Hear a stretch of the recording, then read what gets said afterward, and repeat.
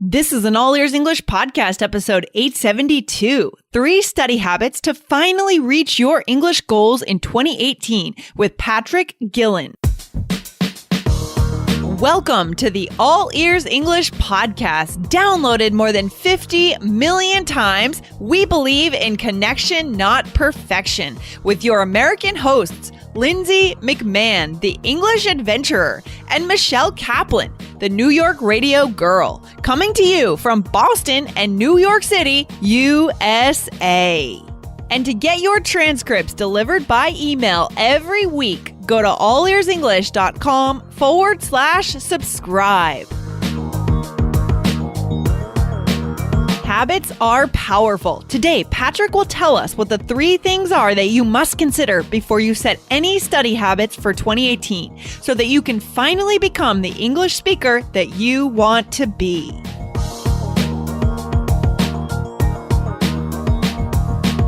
Hey, Patrick, how you doing today? Welcome to the show. Doing well, Lindsay. Thanks for having me. Hey, we're glad to have you on. And we just discovered when we were talking before the show that we both went to school in the same region. We didn't go to the same school, but my university used to be the women's college of your university. Isn't that interesting? Yes, very interesting. Thankfully, we have co-education now. We have co-ed.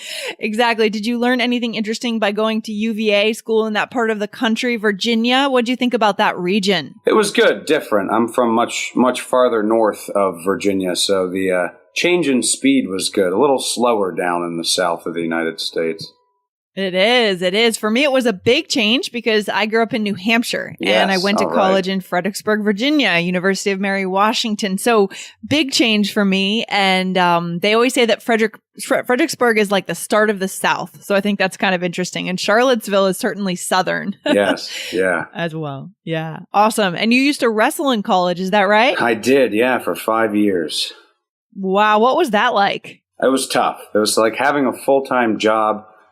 And going to school full time as well. So lots to do, but always very focused, which was nice.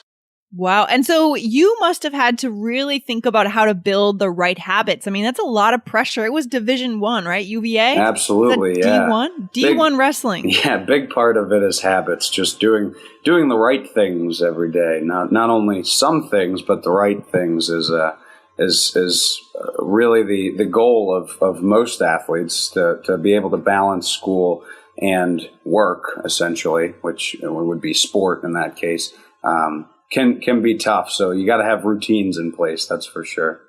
Yeah. Did you find that you got better? I mean, did you wrestle all 4 years at UVA? I did. I had a joint program with my undergraduate degree and my master's. So I spent 5 years in school, which lined up with my redshirt year of college. So I spent 5 years wrestling at UVA. Oh, wow. Yeah. Okay, cool. So did you, well, that's a lot of wrestling. Oh, yeah. So you guys must have traveled a lot around the US to wrestle and that kind of thing? Yeah, got to see a lot of different places, parts of the country, all the way out from the East Coast to the West Coast and Las Vegas and everywhere in between. So. Oh, it's so cool. So you must have gotten better then at setting the right habits as you progressed in your career. Like as a freshman, it must have been hard. Did you learn anything about habits, like best practices for setting them as you went through school? Yeah, definitely. I think as a freshman, you kind of learn which habits are the bad habits, the ones you need to break. So it's always good, if you have a fresh start and you don't get those bad habits, it's always better. But wrestling was a fun sport. I remember one of the main things I remember from camps and clinics growing up. I had a coach who said it takes almost 20,000 repetitions of something to make it stick.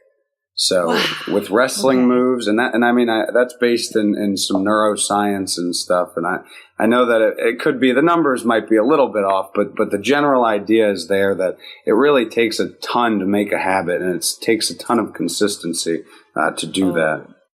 Right. So that's why it's absolutely crucial that we build habits right away and build the right ones. So at that point, we're starting to move into that cycle of practice, right? I've also heard it being said like 10,000 hours. I think that's a Malcolm Gladwell quote, that you need that much practice to actually make something become a skill. Yeah, that makes sense.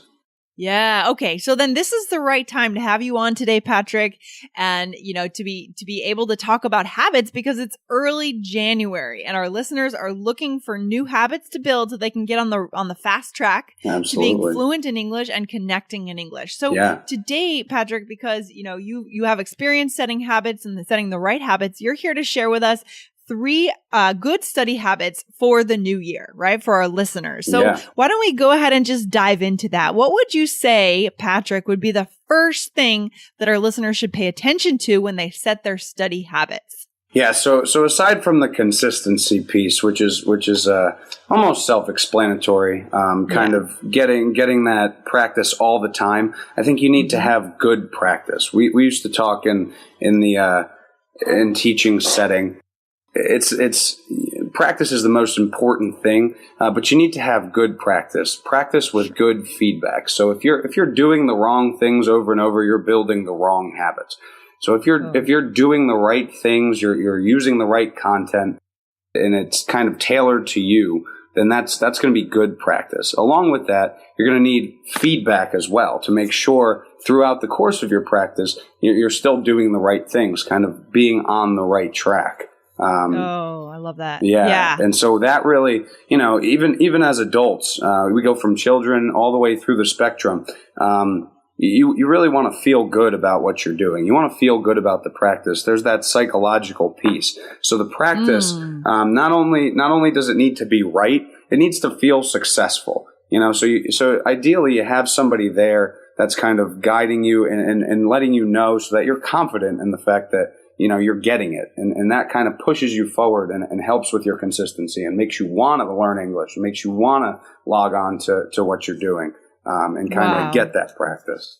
That's huge, Patrick. I'm really glad you said that because I'm sure we have a lot of listeners. I know I've done this in my life where I develop a habit. I think I'm doing a good thing because I think I'm working towards the goal, but I'm actually not doing the right things. Absolutely. So I'm building the wrong habit or practicing things that are maybe incorrect, right? And and then we solidify mistakes, right? And so very dangerous, right? Yes. So that's why it pays, especially the beginning of 2018, beginning of a new year, to take the time to set up the right habit, get the right teacher, the right program, work with the right people, get the right feedback. Yeah. Well, perfect example here. I spent this past summer, so way back in the June, July months, playing a lot of golf. I was a former athlete, so I liked the athletic piece of that. Well, I didn't take any lessons and I didn't get any feedback. I just kept playing and thought I could do it myself. And at the end of the summer, I looked back and realized I had no good practice or practice with success. And now I'm pretty soured on golf and didn't get any better. So, good example. What a shame. You could have been spending that time like really building up your skills and learning. Absolutely. And then you wouldn't have quit, right? Yes. Oh man. Okay. That's it. That says everything for our listeners, guys. So, if you're not sure if you're doing the right things or if you want to make sure you're doing the right things, then listen up for the end of the episode. We're going to show you how you can actually work with Patrick, and we'll show you how to make sure you get the right feedback. So you're spending all those hours doing the right things. Okay. I love that, Patrick. Let's go on to the next one. So what would be your second tip for how to set good study habits? Today, we're talking with Patrick. Patrick is part of an awesome team of coaches based in the US from Spoken.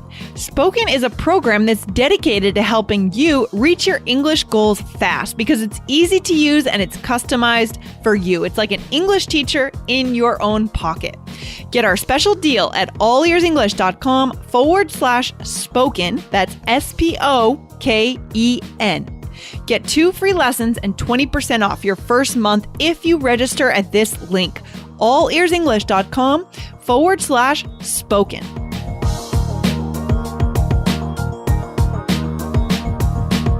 Well, the second thing would be learning in a relatable way to you. So if you're trying to learn English for a job, it's probably a good idea to start to get practice in that area, in that content area of your job.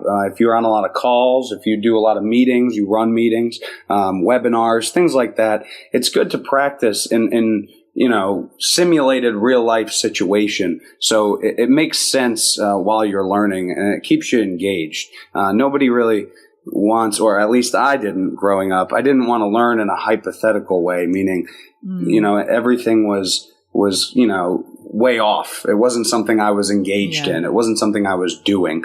So things that you're interested in, are going to make it a lot easier to stay engaged. Yeah, that's huge. And we don't have to do it the old way anymore, right? With textbooks that are just not customized to us, classrooms. There's this whole thing called the internet and all these new apps, right? Specifically Spoken, the app that you work in, right? To teach students, where we can get customized lessons so easily, guys. So don't try to fit in a box if it doesn't feel right. Absolutely. Yeah, I mean, there's nothing more motivating than let's say we know we have a meeting in English at noon and we jump on a call with our English teacher in the US at 10 a.m. to prepare. It's extremely motivating. Right. Yeah, absolutely. Yeah. Love that. Okay. Awesome. So how about your third tip then, Patrick? Third tip would be, really, it's kind of, where are we heading? Where do you want to be when you're learning? Where are you going? And I think that from an education standpoint in general, the thing I'm looking for in a lot of my students is creating their own content.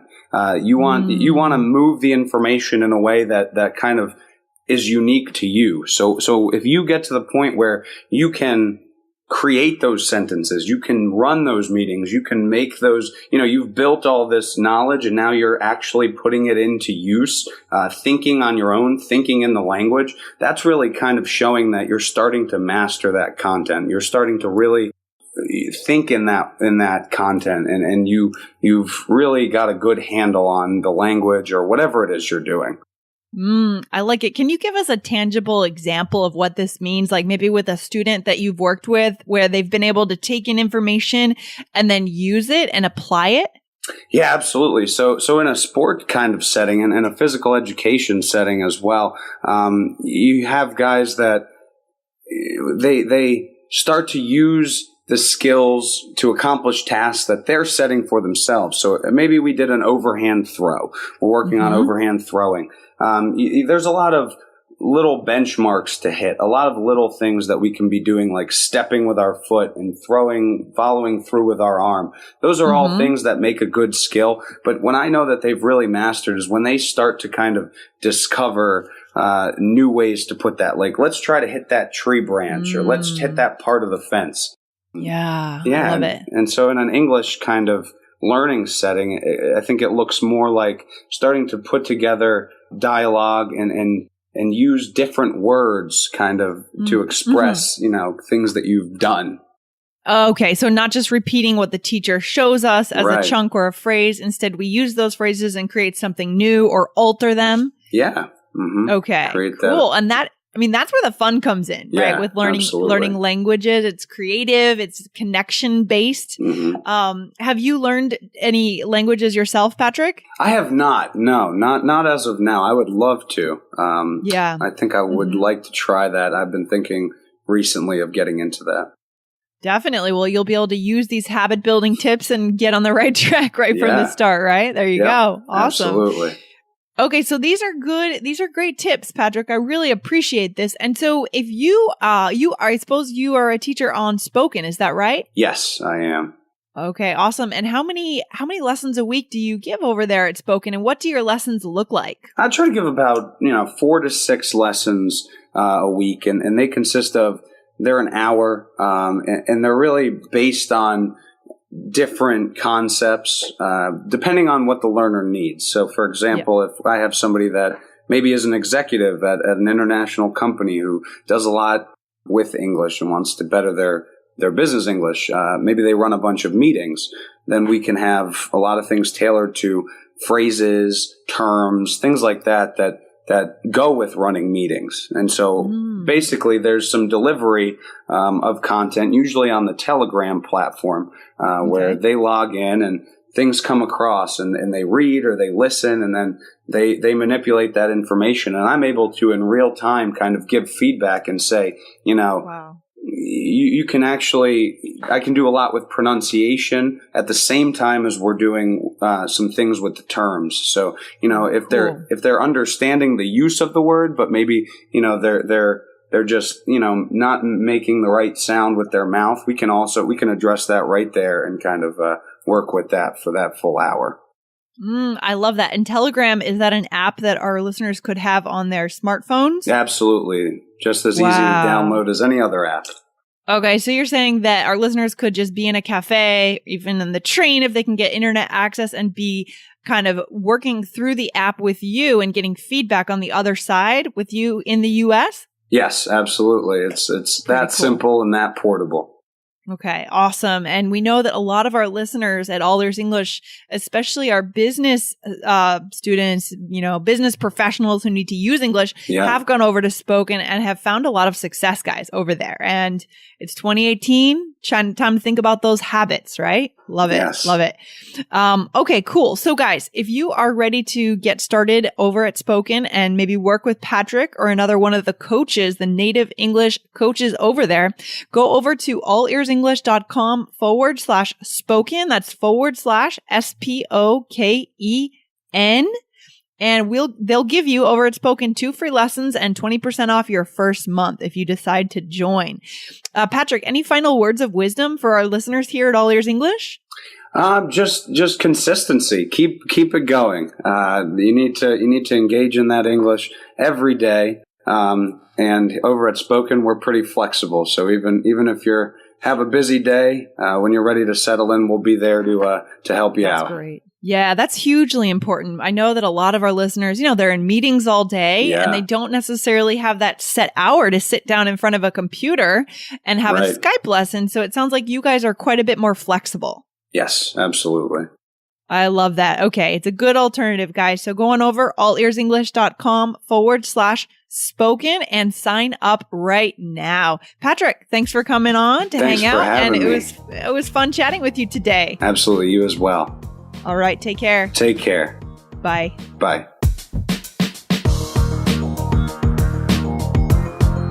Thanks so much for listening to All Ears English. And if you need a 7 or higher on your IELTS exam to achieve your life vision, then our Insider Method can get you there. Start with our free video series masterclass. Get video 1 now at allearsenglish.com/INSIDER.